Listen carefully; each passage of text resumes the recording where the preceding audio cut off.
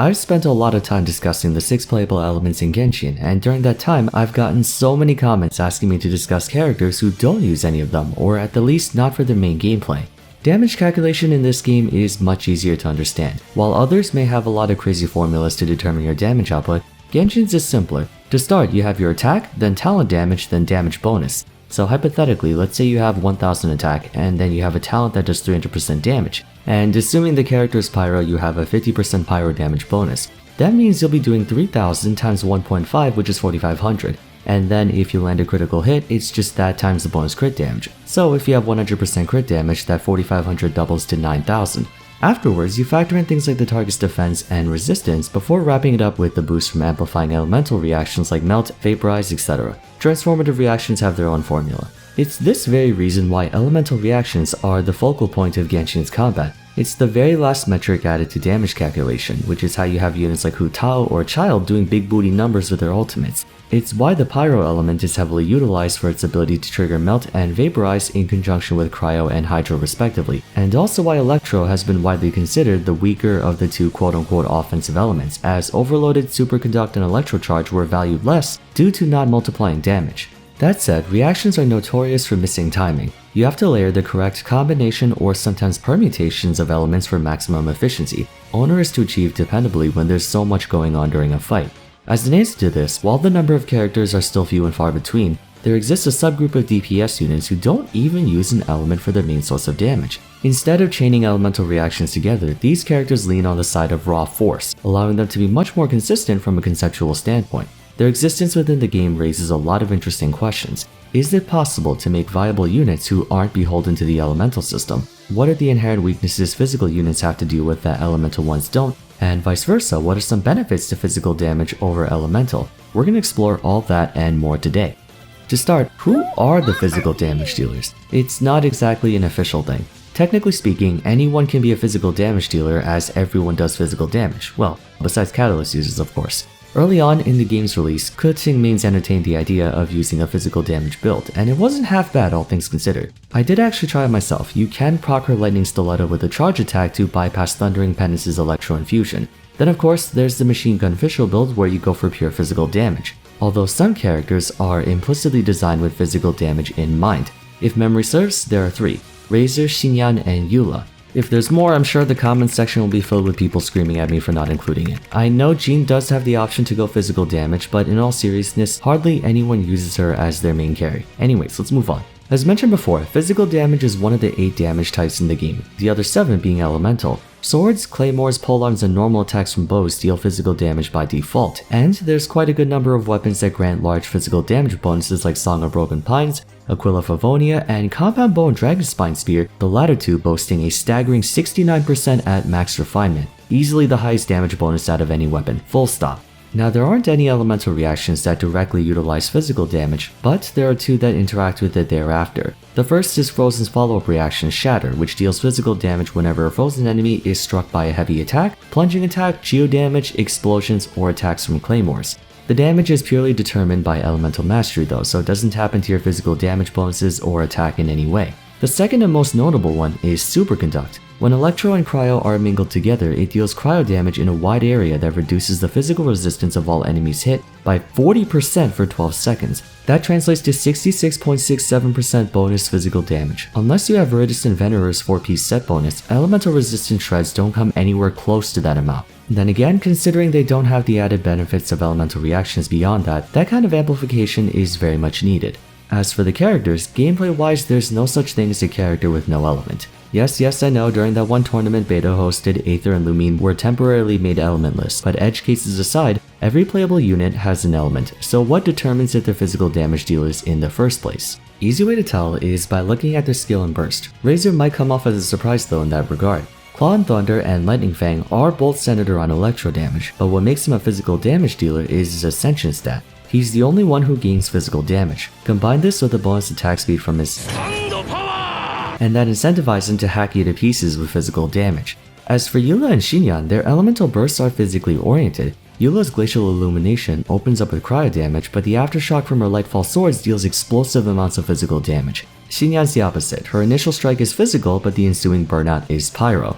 With all that said, what exactly motivates them to build physical damage over whatever their respective element is? After all, there's still a trace of elemental damage in each of their kits. There are a few pros to their name. The first is that physical damage, like I said earlier, is very consistent. Though you're barred from accessing reactions, it means you don't have to deal with things like internal cooldown, mistimings, and the like. All you're required to do is activate Superconduct, and fortunately, 2 out of the 3 physical units already meet half the equation, so there you go. Think about it like this. The performance range of someone like Hu Tao is 70 to 150%. If played poorly, she doesn't do a whole lot compared to others, but with good execution, she's an absolute monster. On the other hand, Eula's performance range is more like 90 to 130%. Theoretically, she may not reach as high as Hu Tao, but she doesn't fall as low either. Then again, I'm sure by now everyone has seen that one clip where Eula did over 5 million damage, so perhaps the validity of that statement is up for debate. The second is that physical damage naturally disregards type advantages and disadvantages, so they are able to be fielded more or less unconditionally if you so choose. There is no shortage of enemies that are heavily resistant to certain elements. Obviously, you won't be able to make use of Ganyu or Ayaka very effectively against a Cryo Abyss Mage, stuff like that. But this does mean you won't counter any element either, it's completely neutral most of the time. The third, physical damage is easily accessible in this game. There are 2 artifact sets that grant you 25% bonus damage for the 2-piece set effect, Pale Flame and Bloodstained Chivalry, and lest we forget the myriad of weapons that provide physical damage. In many cases, it's easier to gear them up than an elemental unit who usually demands a 4-piece bonus. You also don't have to worry about stats like Elemental Mastery. Likewise, physical damage is not without drawbacks. The most notable one is that they're excluded from very useful and very powerful elemental reactions. Depending on how the game develops moving forward, there might be new mechanics added or changes to existing ones that further widen the gap between elements, and if the unit in question doesn't have attributes that make up for the deficit, they'll be vastly overshadowed by peers who are able to utilize reactions. In many ways, I like to akin physical units to Rock Lee from the anime Naruto. Right at the gate, it was established that his talent for ninjutsu and genjutsu was virtually non-existent, and so he was forced to bet all his chips in taijutsu. During his battle against Gaara in the Chunin exams, he basically had to go Super Saiyan just to match him. In his defense, Gaara was literally the worst opponent he could have gone up against. If he went up against any of the other shinobi, Lee could easily take all of them on at once by himself and win. But it goes to show you that there are certain limitations you just can't get over. No matter how strong or how fast he tries to be, lack of ninjutsu and genjutsu will forever suppress the limits of his fighting capabilities.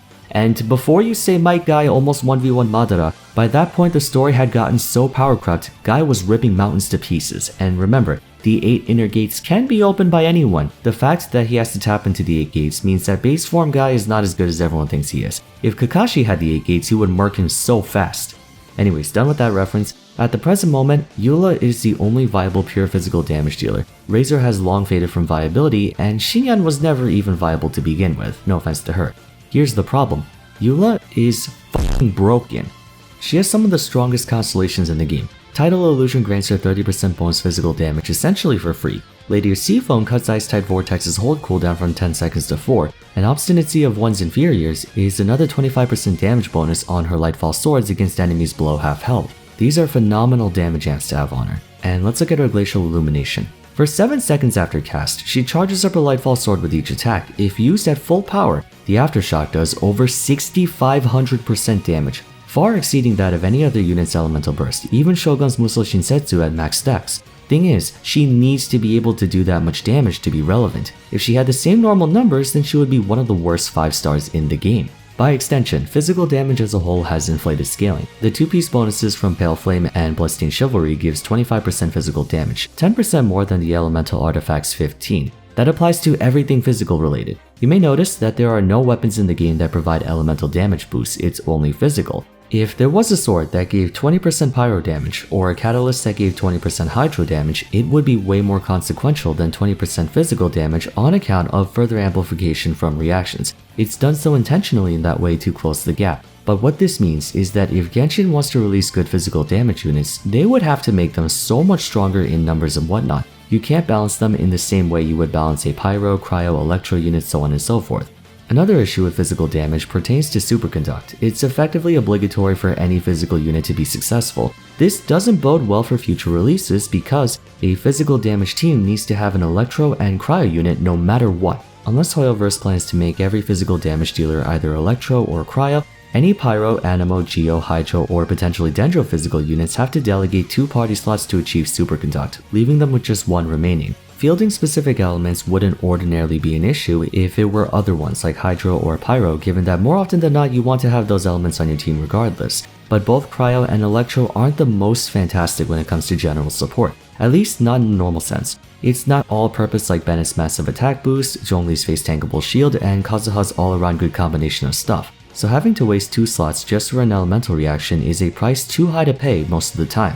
Those are the 2 biggest detrimental aspects to physical damage dealers. They don't fit into the game traditionally speaking. Mind you, Genshin is all about mixing and matching elements. I'm not saying physical units have to have equal representation, but it's an interesting case study to say the least. The fact that you can probably get like over 150% bonus physical damage, shred physical resistance like crazy, and have ridiculously high scaling on someone like Eula and still not be the best unit in the game only demonstrates the significance of elements in Genshin Impact. Would a Hydro or Animal physical unit need to have the same overinflated numbers to remain competitive with everyone else? That is something to take into consideration by the developers. All the same, addressing these concerns is trivial. To lessen a physical unit's over-reliance on Superconduct, they can simply add another reaction that breaks physical resistance by 40%. Easy fix. Physical damage's lack of synergy with reactions is already more or less handled by augments being more accessible and giving higher ratios. If we ignore the need for an Electro and Cryo unit, it's pretty easy to design supports that help out with physical damage. One of Xinyan's passive talents grants 15% bonus physical damage to anyone shielded by her Sweeping Fervor, and the damage component of her skill breaks physical resistance by 15% as well if you have C4.